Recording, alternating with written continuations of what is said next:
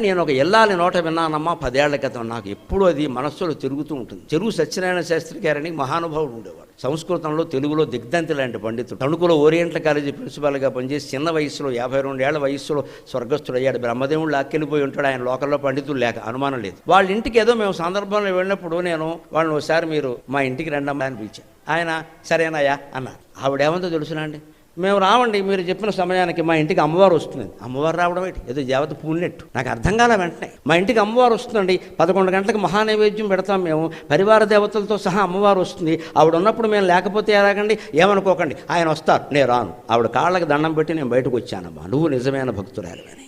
అమ్మవారు పరివార దేవతలతో సహా ఆ ఇంట్లో ఉందని ఆవిడ భావన చేస్తుంది. కాబట్టి నైవేద్యం సమయంలో నేను ఎక్కడికి రాను అని చెప్పింది ఆవిడ. ఆయన వస్తారు, కావాలంటే తీసుకెళ్ళండి, నేను రాను, ఏమనుకోకండి. లేదమ్మా, మీరు చేసే పని చాలా గొప్పది, మీలాంటి వాళ్ళని నమస్కారం చేసుకుంటే పుణ్యం మాకు బుద్ధి వస్తుందని వచ్చింది. అది భావన చెయ్యాలి.